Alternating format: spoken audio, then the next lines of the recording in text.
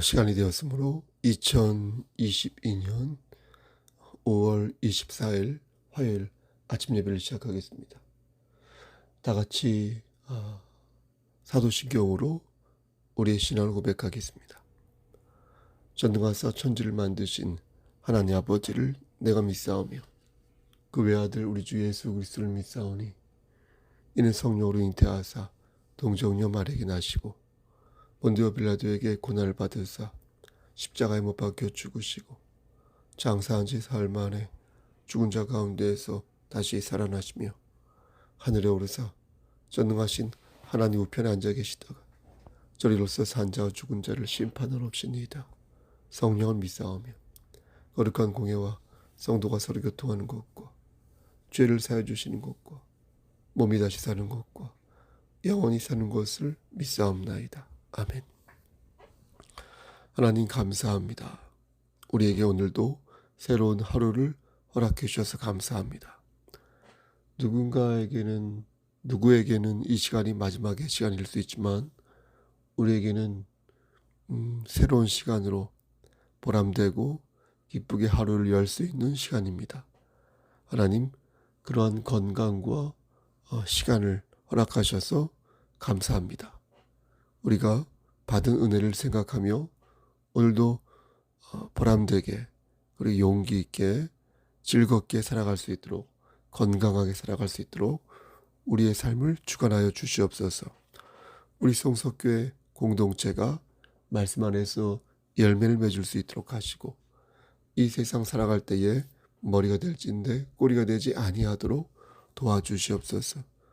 우리 경천교회 목사님들에게도 함께 하시사 목회하는 데 부족함 없도록 채워주시고 하는 모든 일들이 주 안에서 형통할 수 있도록 은총 내려 주시옵소서. 모든 말씀 예수 그리스도인 받들어 감사하며 기도드렸사옵나이다. 아멘. 하나님 말씀 다니엘 6장 10절 말씀입니다. 구약성경 제성경으로 1243쪽입니다. 다니엘 6장 10절.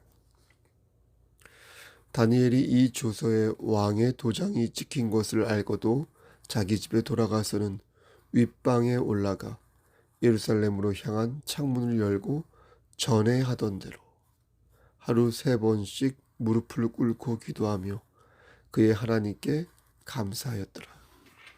아멘. 하나님 이 말씀을 들어 사용하여 주시옵소서. 예수님의 이름으로 기도합니다. 아멘. 우리가 성경을 묵상하는 이유는 우리가 매일 이렇게 성경을 묵상하며 말씀을 듣지 않습니까? 우리가 이렇게 성경을 묵상하는 이유는 성경을 통해서 말씀하시는 하나님의 뜻을 듣기 위해서입니다. 하나님의 말씀을 읽거나 들으면 하나님의 뜻을 알 수 있습니다. 옥토의 마음으로요. 성경에서 말씀하는 하나님의 뜻을 발견하고 그 말씀대로 살기 위해 노력할 때 우리는 하나님이 약속하신 복을 받을 수 있습니다. 오늘 본문을 보면 주된 인물이 2명 나오는데요. 한 사람은 다니엘이고 또 한 사람은 다리오 왕입니다. 물론 10절 말씀만 읽었지만요. 두 사람 다 이름이 다로 시작하는데 다니엘은 우리가 잘 알지만 다리오 왕은 좀 생소하지 않습니까? 바로 앞에 5장 31절 말씀을 보면 메대 사람 다리오가 나라를 얻었는데 그때 다리오는 62세였더라. 이렇게 말씀합니다. 그러니까 다리오는 메대라는 그런 메대 왕이었다는 사실을 알 수 있습니다.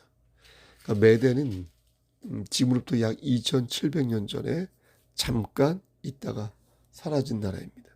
31절에서 다리오 왕의 나이를 62세로 이렇게 밝히고 있지 않습니까? 그 이유가 이제 멀지 않아 저물게 될 메대란 나라를 우회적으로 표현한 것입니다.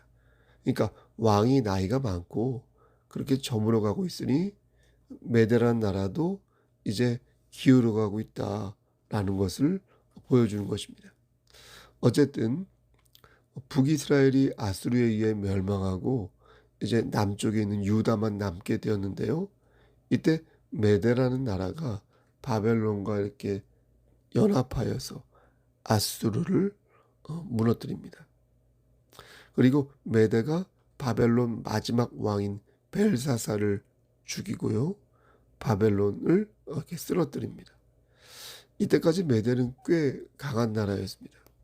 근데 말씀드린 것처럼 그리 오래가지 않고 바사, 그러니까 페르시아죠. 페르시아의 고레스 왕에 의해 합병이 됩니다. 그래서 메대란 나라는 역사 속으로 사라집니다. 메대는 페르시아에 흡수되는데 말씀드린 것처럼 마치 가야가 이렇게 백제에 흡수된 것과 비슷합니다. 물론 우리 역사는 백제가 아니라 신라가 삼국을 통일하였지만 이쪽은 페르시아가 메대를 흡수하면서 통일 왕국이 됩니다. 하지만 문화적인 측면 있죠. 문화적인 측면에서는 메대가 페르시아에 상당한 영향을 준 것을 봅니다. 문화와 언어에도 영향을 주었고요. 무엇보다도 종교에 영향을 주었습니다. 페르시아 종교가 조로아스터교인데 이 종교를 만든 사람이 조로아스어거든요. 근데 그가 메대 사람이었습니다. 그러니까 페르시아를 중심으로 합병이 되긴 했지만 상당 부분 메대의 그 영향을 받았고 특히 종교적으로 큰 영향을 지속하여 준 것입니다. 이 메대란 나라가. 오늘 본문을 보면 법이 나오는데 이 법도 메대의 법입니다. 메대의 법은 한 번 정해지면 왕도 거역할 수 없을 만큼 꼼짝달싹 할 수 없는 그런 법이었습니다. 재미있는 것은 법의 항목 중에 누군가가 참소하여 그를 처단할 때 만일 피고인이 기적적으로 살아남으면 도리어 피고를 참소한 그 사람이 벌을 받는다는 그런 항목이 있습니다. 다니엘이 사자굴에서 살아남았지 않습니까? 그런 기적이 일어나자 도리어 그를 죽이려 했던 모략꾼들이 모두 어떻게 됩니까? 사자밥이 되지 않습니까? 그 이유가 바로 이런 법률적 특징 때문에 그런 것입니다. 하나님께서는 오늘 본문에도 분명한 하나님의 계시를 심어 놓으셨습니다. 우리가 그 뜻을 바르게 파악하려면 먼저 다니엘과 다리오 왕과의 관계를 알고 있어야 합니다. 두 사람은 매우 가까운 사이였습니다. 엄청 가까운 사이였습니다.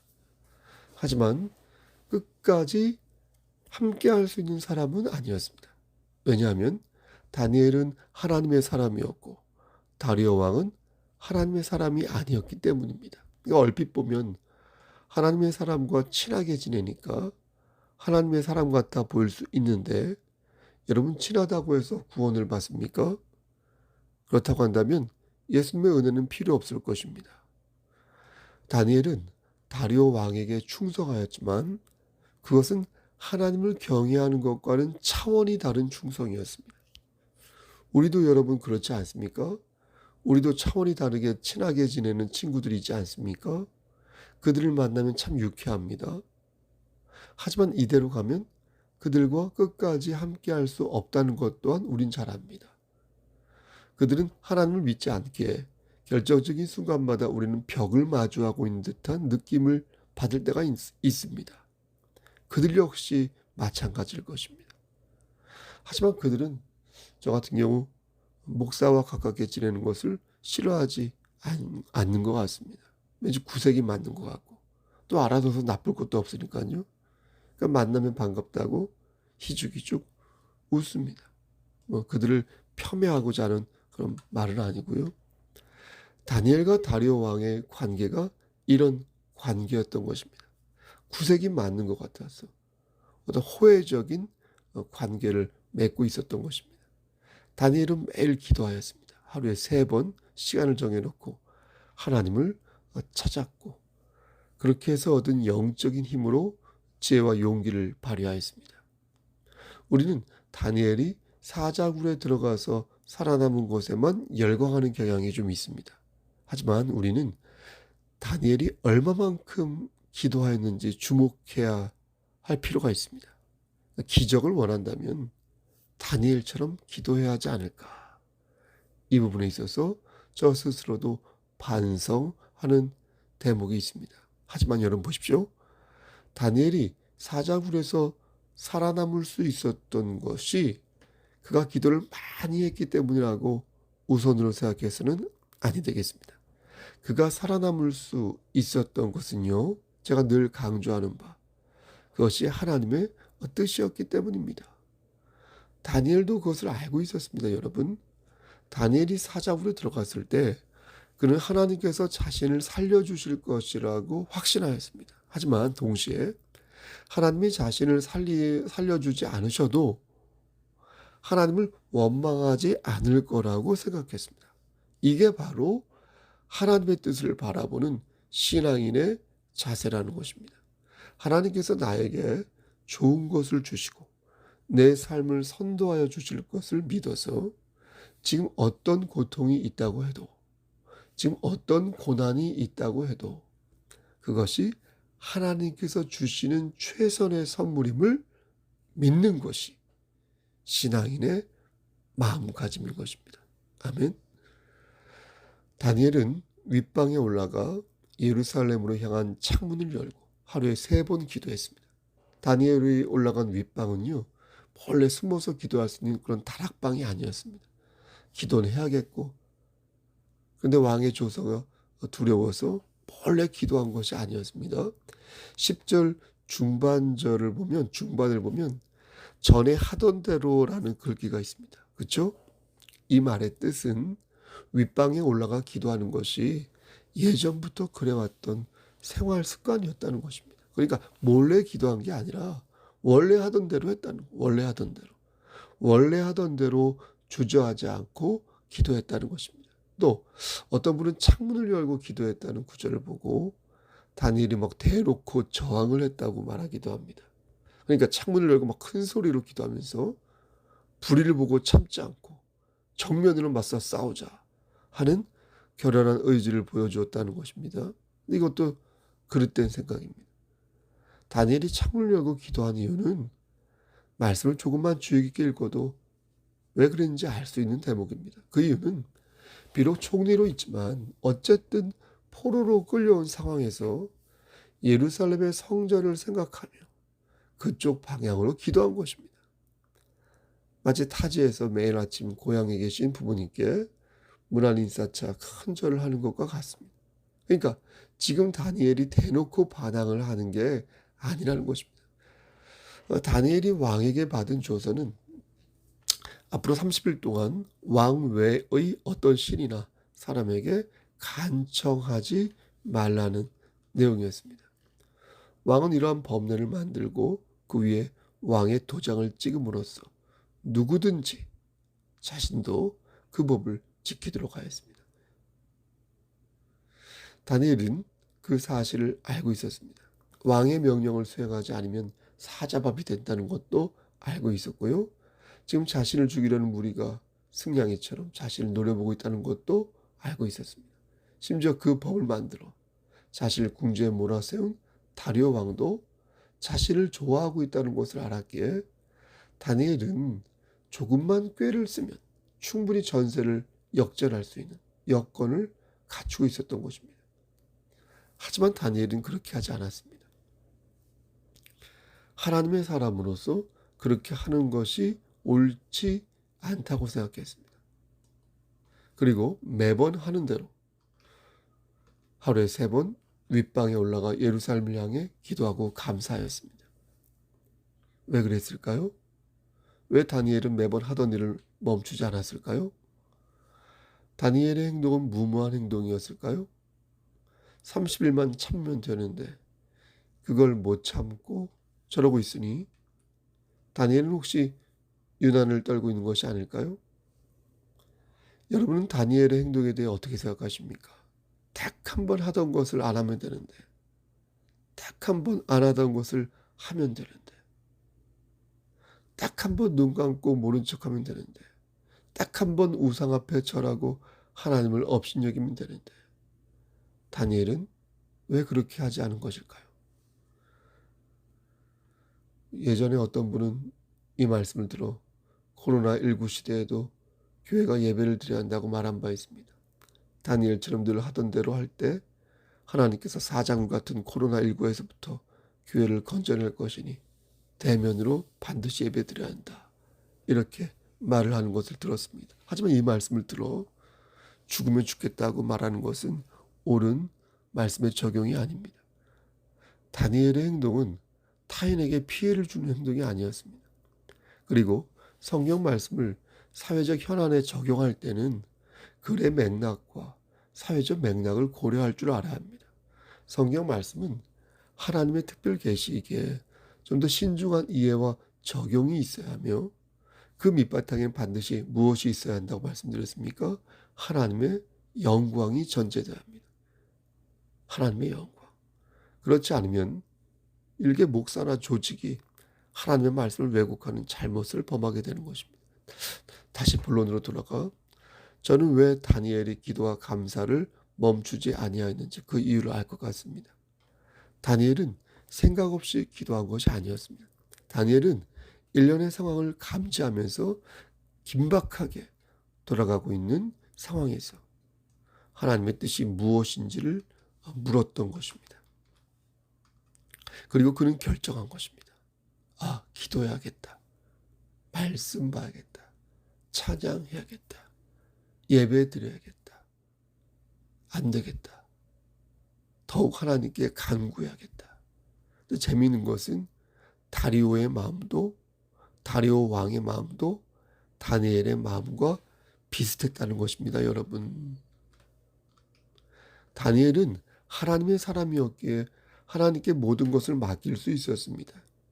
하지만 다리오는 하나님의 사람이 아니었습니다. 그러므로 하나님의 역사를 기대하였지만 다니엘처럼 기대한 것은 아니었습니다. 그럼 두 사람의 기대가 뭐가 다른가? 다니엘이 기대한 것과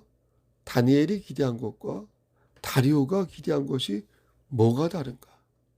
여기에 오늘 본문의 핵심이 있습니다.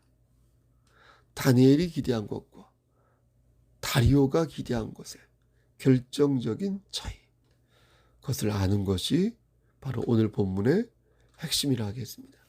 여러분, 그 차이가 무엇입니까? 하나님의 사람과 세상 사람들이 하나님께 무언가를 기대할 때 여러분, 그 차이가 무엇이겠습니까? 우리 주변에는 다니엘 같은 사람도 있지만 다리오 왕 같은 사람도 있습니다. 하나님을 믿지 않지만 하나님을 믿는 장모님을 둔 사위, 하나님을 믿지 않지만 하나님을 믿는 며느리를 둔 사람, 장모. 바로 그들이 하나님의 사람과 가까운 다리오 왕이라 하겠습니다. 여러분, 그렇지 않겠습니까? 우리는 병이 낫기를 기도합니다. 우리는 사업이 잘 되기를 기도합니다. 우리는 내 부모와 내 자녀와 내 모든 일이 주 안에서 형통하기를 바랍니다. 우리가 그것을 바라는 이유는 그렇게 됨으로써 하나님의 살아계심이 확증되기를 바라서입니다. 그 자매와 형제가 병이 나으면 여러분, 하나님이 살아계심을 만천하에 증거할 수 있으니까 그렇게 되기를 바라는 것입니다. 하지만 만약 우리가 여기까지만 생각한다면 우린 다리오의 수준에 머물고 마는 것입니다. 하나님의 사람이 하나님의 사람처럼 바라지 않고 세상 사람처럼 바란다면 그것처럼 아쉽고 안타까운 일도 없는 것입니다. 여러분, 우린 누구입니까? 우리는 하나님의 뜻을 묻는 하나님의 사람입니까? 아니면 하나님의 뜻을 시험하는 다리오 같은 사람입니까? 하나님의 사람은 하나님의 뜻을 먼저 생각합니다. 병이 치료되는 것만이 하나님의 뜻이 아닙니다. 사자굴에서 살아남는 것만이 하나님의 뜻이 아닙니다. 하나님의 뜻은 원래 그대로 하나님의 뜻입니다.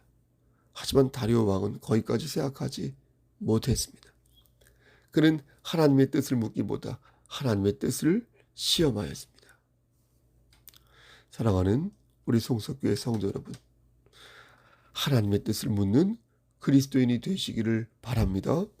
하나님의 주권을 받들고 우리가 맺은 언약을 신뢰하시길 바랍니다.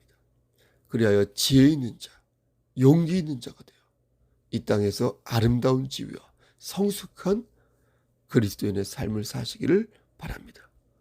오늘도 여러분이 서 있는 그 자리에서 하나님의 깃발을 꽂으시고 승리하시기를 우리를 죄에서 구속하여 주신 주 예수 그리스도인 받들어 간절히 축원합니다. 아멘.